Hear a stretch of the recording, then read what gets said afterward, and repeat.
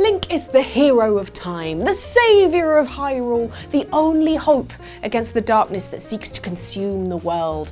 And that's probably why everyone just has to shut up and tolerate it when he does stuff like this.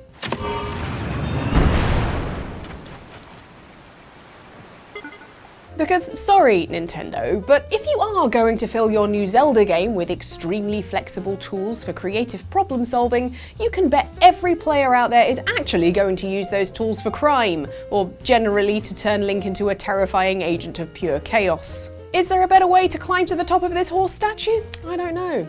Frankly, I don't want to know. Game of the Year. Here are 7 terrible things we've done, and I bet you've done too in Tears of the Kingdom. Thanks to the members of the OX Supporters Club Discord for their suggestions for this list too, you glorious sickos.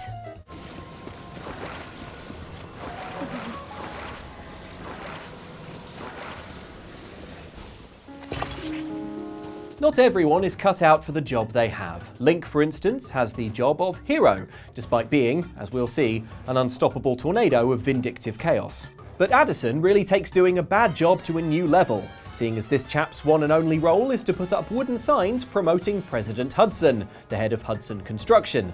And yet he has absolutely no understanding of basic carpentry, consequences, gravity, or anything at all, really. Now, what you're supposed to do, and what Zelda series producer Eiji Aonuma certainly expected you to do, is use your limitless building power to helpfully construct solid supports for Addison's sign, so that the thing stays up when you tell him it's okay to let go, in what is basically a glorified trust fall exercise. And it's important to note that because it means that technically what happens next is Addison's fault, because he should not have trusted us.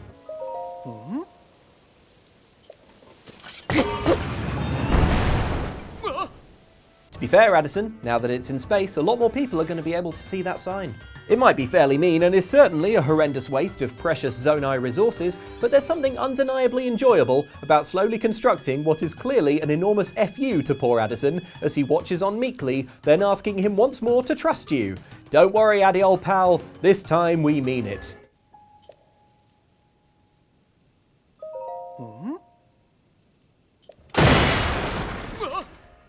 There's no way Eiji Aonuma saw that, right?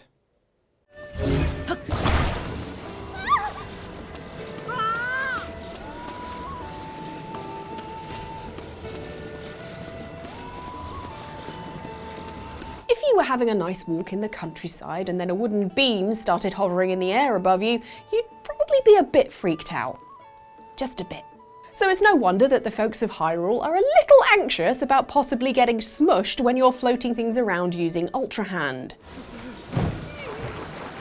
Hey, you don't need to worry about being crushed by big bits of wood. You need to worry about being trapped in them like a little bug in a glass jar. See, we accidentally discovered that you can stop NPCs in their tracks if you Ultra Hand some wooden beams around them. And our curiosity getting the better of us, we decided to try something with higher walls. Cue us heading over to some busy stables, gluing together a bunch of planks and trying to collect some NPCs in boxes, like a Pokemon trainer gone rogue. We quickly discovered that, upon seeing a more substantial trap, the NPCs really do not like this. If they can run, they will, pleading with you to leave them alone.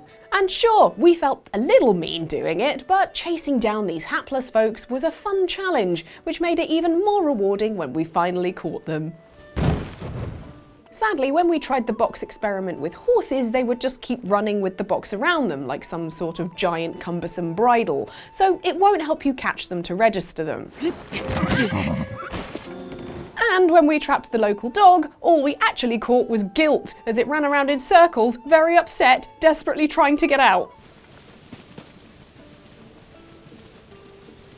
Oh god, I'm so sorry, pup. You will get all the treats.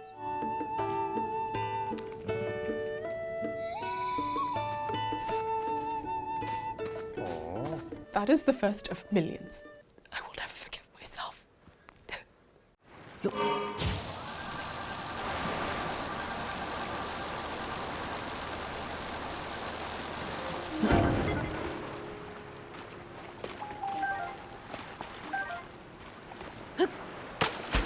It's no surprise that players are using Link's new Ultra Hand ability to commit acts of cruelty. The Bokoblin kill box is proof of that.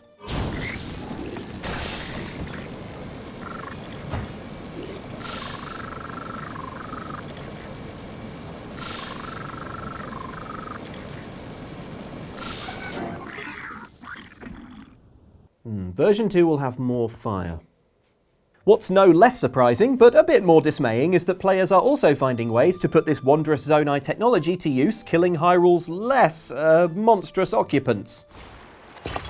Perhaps the most alarming invention we've seen so far is this: a fan, steering column, a wooden board, and a shock emitter flipped upside down to create a boat that pootles amiably around, instantly killing any fish in a wide radius with powerful waves of electricity. A device that animal protection charities have decried in a statement as shocking, and then they go on to say, "That wasn't an electricity pun, we're genuinely appalled." On one hand, this is a great way to very quickly harvest more fish than Link could possibly need with a quick jaunt down to the coast. On the other, you will have to live with yourself knowing you're turning the charming world of Hyrule into a mechanized, overfishing dystopia. Also, while you might be able to kill fish by the dozen in moments, you'll still have to cook them slowly in small batches to unlock their health-boosting properties. Because while you might have industrialized fishing, there's still no way to process the meat at scale. Although thinking about it, 2 wheels and enough boards would make a conveyor belt, and if you could fashion a funnel with fire in the bottom, yeah, batch roasting would seem possible. Is this what you wanted, Nintendo?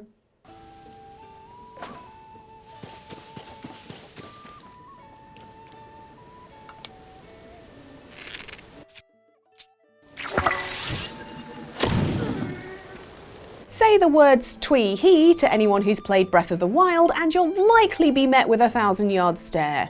So just don't do it. Zelda fans have a love-hate relationship with Koroks, the hidden creatures scattered in their hundreds throughout Hyrule, daring you to find them all. Mainly hate, which is why we always drop rocks straight back onto any Koroks we find underneath. So fans were very excited when they found out that there were new Korok puzzles in Tears of the Kingdom where you move Koroks around to get them to their Korok buddies. Not because of the prospect of helping these backpack-laden leaf faces, but because in order to do these quests, Nintendo lets you pick them up and stick them to lots of random things.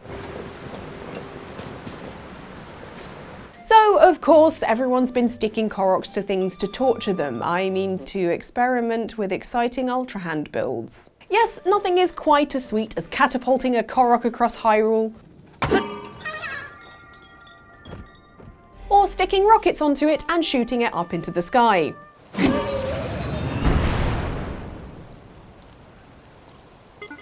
Or you can always sacrifice one in a blocky recreation of the Wicker Man. The harvest will be bountiful this year.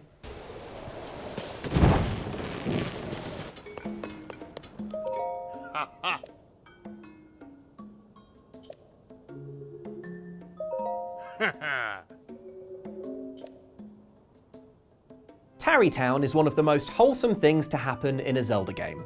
Anyone who finished Breath of the Wild will remember that one of the most lengthy late-game quests involved Link hunting down both settlers and supplies for this up-and-coming settlement, turning it from a single humble home into the thriving town still present in Tears of the Kingdom. There's even a new jewel in the crown of the city Link built, a picturesque railcar that carries you sedately up to the town.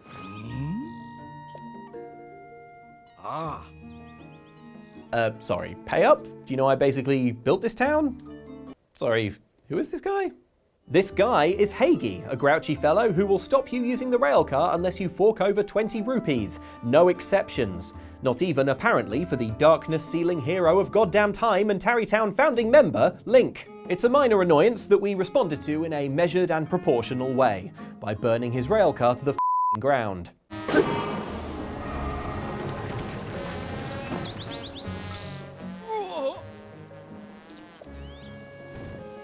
That's for not enforcing a VIP policy, Hagi. Fortunately for Hagi, despite the one-of-a-kind railcar being totally atomized, he's able to fix it when it's destroyed. Unfortunately for Hagi, it never gets any less funny to destroy his precious tramway before his very eyes. Hey, Hagee, love the rail car. Just one note, it's a little slow. Don't worry, I have a fix.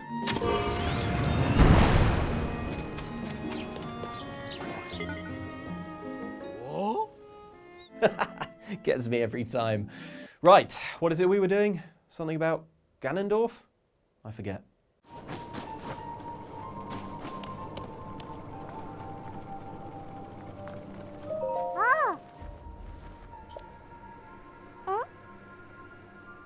In Zelda games, the rule usually is everything that isn't nailed down is yours for the taking. Whether it's pots to be broken or rupees to hoover up, most things are up for grabs. This is also true for Tears of the Kingdom, especially with regards to smashing pots. Ooh, apple!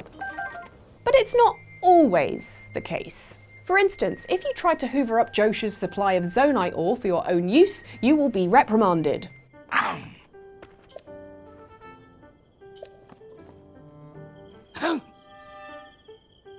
Similarly, if you try to pluck out some Zonite from a refinery, the steward construct nearby will stop and chastise you for your sticky fingers.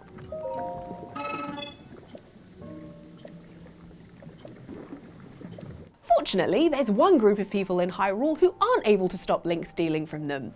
Children. For instance, the children of Rito Village, who are doing their best to hold the fort with all the adults gone in the face of a horrible permablizzard. Look at brave little Rito villager Molly, who loves making arrows and will even give you some should you help her out with her experiments. We liked these arrows so much that after chatting to her, we decided to try and help ourselves to some more of her handiwork. Although shocked at first, Molly quickly gives up her claim and allows you to take all her arrows, presumably rationalising that you are a grown-up and probably have greater need of them than she does. And we do! Link's methods are his own.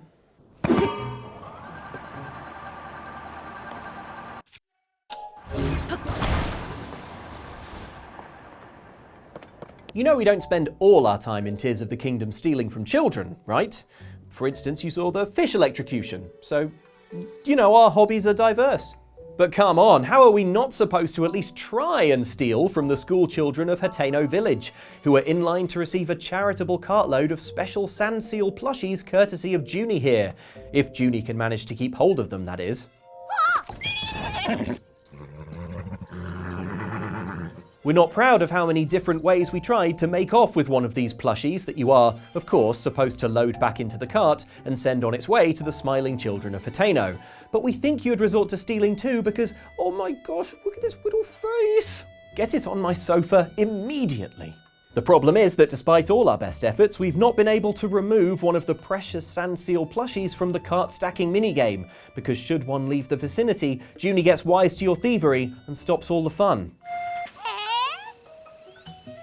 How then to steal one of these adorable children's toys? Well, we can tell you, because since the game came out, we've been exclusively focused on plushie theft. Junie isn't the only sand seal maker in Hyrule. Breath of the Wild fans might recall that Riju, the young leader of Gerudo Town, has a collection all of her own. In Tears of the Kingdom, Gerudo Town has become shrouded in a terrifying fog, prompting Riju to lead her people northwards, abandoning the city in search of safe haven. Which means only one thing. Journeying north to offer assistance? Her collection of plushies is completely unguarded. Oh. Hooray! Riju's plushies become our plushies, and here are entirely thievable, as well as, holy cats, fusible. Don't mind if I do. Presenting the most adorable weaponry adornments in Tears of the Kingdom. Armaments so cute, you won't even mind having your head smashed in with them while you sleep, probably. We don't feel good about stealing Riju's plushies, but hey, she did abandon them. And it's not like we're going to Hateno Village, striding up and down in front of the school children, boastfully showing off that we've got sand seal plushies while theirs are stuck on a cart somewhere.